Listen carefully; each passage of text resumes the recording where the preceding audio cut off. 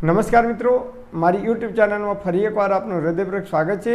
આજનો ટોપિક છે મિત્રો કે યુરિક એસિડનો પ્રોબ્લેમ આજે દિવસે ને દિવસે વધુને વધુ પ્રમાણમાં જોવા મળે છે। આપણે એવા 5 ખોરાક જે નિયમિત ખાઈએ છીએ જેના લીધે દિવસે ને દિવસે આ બીમારી વધુને વધુ જોવા મળે છે।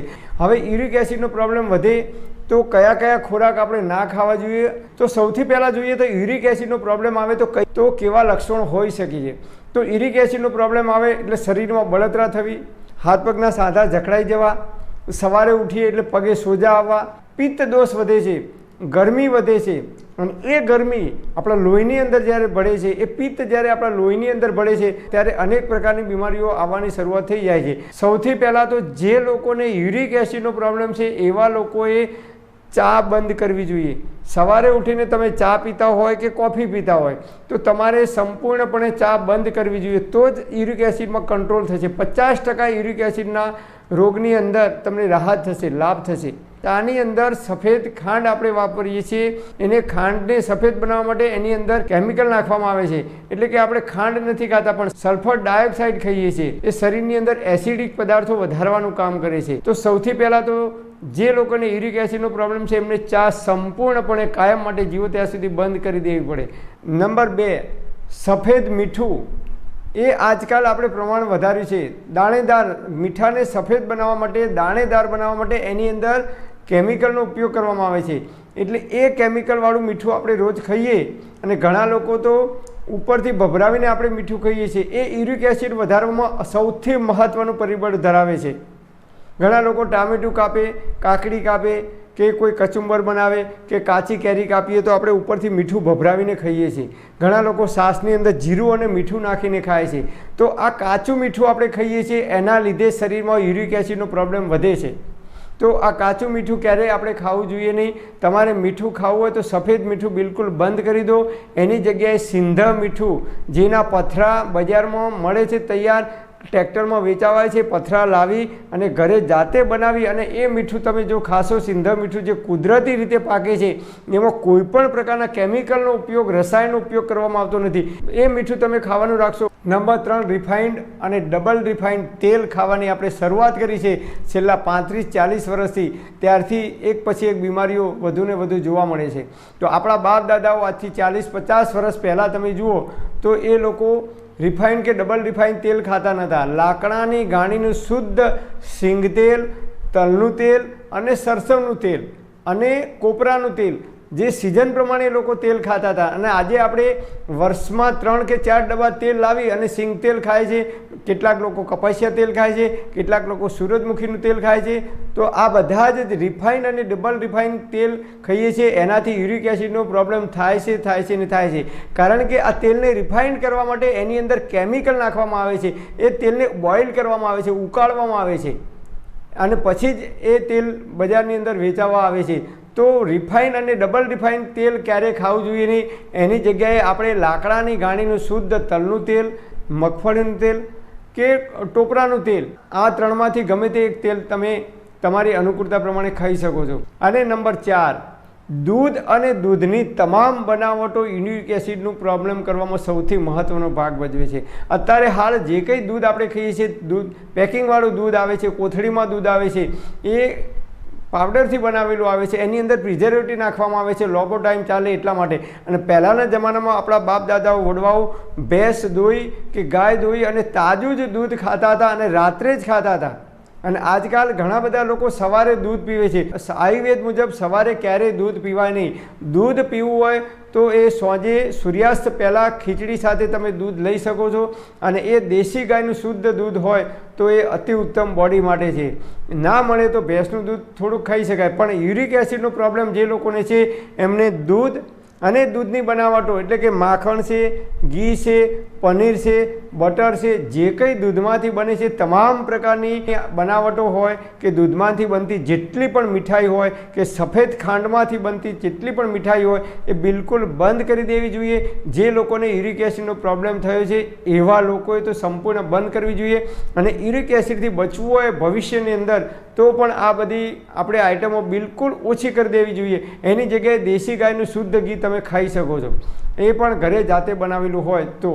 નંબર 5, ફ્રીજનું પાણી।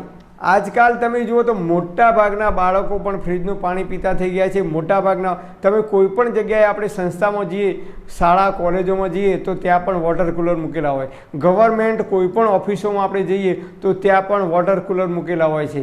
અને જાહેર જગ્યાએ જઈએ તો અમુક મહાદેવના કે મોટા મોટા મંદિરો હોય તો એની અંદર પણ વોટર કુલર મૂકેલા હોય છે. એટલે આજકાલ છેલ્લા 30-35 વર્ષથી આપણે ફ્રીજનું ઠંડુ પાણી પીવાની શરૂઆત કરી દીધી છે. ફ્રીજનું ઠંડુ પાણી જિંદગીમાં જીવો ત્યાં સુધી ક્યારેય પીવાય નહીં. એ આપણી બોડીને ભયંકર નુકસાન કરે છે, આપણી ઇમ્યુનિટી ડાઉન કરે છે, રોગ પ્રતિકારક શક્તિ ડાઉન કરે છે, આપણી જઠરાગ્નિને મંદ પાડે છે. એમાંથી ધીમે ધીમે કબજિયાત થવાની શરૂઆત થઈ જાય છે. તો ફ્રીજનું પાણી ઠંડુ ક્યારેય પીવું નહીં તો યુરિક એસિડનો પ્રોબ્લેમ હોય એ લોકોને 100% યુરિક એસિડના પ્રોબ્લેમમાં વધારો થઈ શકે છે. તો આ 5 વસ્તુથી બચવું જોઈએ. હવે યુરિક એસિડનો પ્રોબ્લેમ થયો હોય તો નિર્દોષ એવી ઔષધિ છે, આયુર્વેદમાં આપણા ઋષિઓએ બતાવેલી છે. નંબર 1 ઉપર આવે છે ધાણા. જી હા મિત્રો, આપણે છાશમાં ધાણા જીરું નાખીને ખાઈએ છીએ ને, તો એ ધાણા આવે છે અને 1 ગ્લાસ પાણી લેવાનું, એની અંદર 1 ચમચી ધાણા અધકચરા ખાંડી અને એની અંદર નાખી દેવાના. પછી 1 ગ્લાસ પાણીને ઉકાળવાનું. 50% પાણી બળી જાય ત્યાં સુધી ઉકાળવાનું. પછી એ પાણીને ઢાંકીને મૂકી દેવાનું અને એ પાણી સવારે ઉઠીને તરત બ્રશ કર્યા પહેલાં નયણા કોઠે એ પાણી તમારે પી જવાનું. તો યુરિક એસિડની અંદર અદ્ભુત તમને રાહત થશે. બીજો ઉપાય છે નિર્દોષ, બજારમાંથી ગોખરું લાવવાના. પણ ગોખરું સડી ગયેલા ના હોય એ ખાસ ધ્યાન રાખવાનું. ગોખરુંનો પાવડર ના લાવતા. સડી ગયેલા ખરાબ થઈ ગયેલા ગોખરું છે એનો પાવડર બનાવીને વેપારીઓ વેચતા હોય છે. એટલે ગોખરું આખા લાવવાના, સડી ગયેલા, એની અંદર જીવાત ના હોય એનું ધ્યાન રાખજો. અને એ ગોખરું 1 ચમચી ગોખરું 1 ગ્લાસ પાણીની અંદર ઉકાળવાના. 50% પાણી વધે પછી રાત્રે સૂતી વખતે ગોખરુંનું પાણી પીવાનું છે આપણે. અને સવારે ઉઠી અને ધાણાનું પાણી પીવાનું છે. નંબર 3, સવારે ઉઠો ત્યારે 1.5 થી 2 લીટર જેટલું પાણી લેવાનું. એની અંદર 1 ચમચી ધાણા અધકચરા વાટી અને નાખી દેવાના અને એમાં થોડી સૂંઠ પાવડર નાખવાનો અને એ પાણીને ઉકાળવાનું. લગભગ 200-250 ગ્રામ જેટલું પાણી બળી જાય ત્યાં સુધી એને ઉકાળવાનું. પછી એ પાણી ઠંડુ થાય એટલે એને એક સ્ટીલની બોટલમાં ભરી દેવાનું અને આખો દિવસ જ્યારે પણ તરસ લાગે ત્યારે માત્ર ને માત્ર ધાણાવાળું પાણી જ પીવાનું તમારે. અને આ પાણી 2 દિવસ સુધી પીવાનું નથી, વધુમાં વધુ તમે 24 કલાક સુધી આ પાણીનો ઉપયોગ કરી શકો છો. બીજા દિવસે નવું પાણી બનાવવાનું. તો તમારી જેટલી જરૂરિયાત હોય એટલું તમે પાણી રોજે રોજ તમે આ રીતે ધાણાનું પાણી પીશો 15 દિવસ સુધી, તો શરીરની અંદર લોહીની અંદર જેટલા પણ ટોક્સિન છે, લોહીને શુદ્ધ કરવા માટેનું આ અદ્ભુત પરિણામ આપે છે આ ઔષધિ. અને બીજા નંબરની ઔષધિ છે જેને રસાયણ ચૂર્ણ કહેવામાં આવે છે. ગળો, ગોખરું અને આમળા, આનું તૈયાર ચૂર્ણ બજારમાં મળે છે. એ તમારે ના લાવવું હોય તો ઘરે 1:1:1 એટલે કે સપ્રમાણમાં બનાવવાનું. 100 ગ્રામ 100 ગ્રામ 100 ગ્રામ આ ત્રણેયનો સરખા પ્રમાણમાં એનો પાવડર બનાવી મિક્સ કરી અને એ પાવડર તમારે દરરોજ રાતે સૂતી વખતે 1 ગ્લાસ પાણીની અંદર 1 ચમચી પાવડર નાખી અને પાણીને ઉકાળવાનું.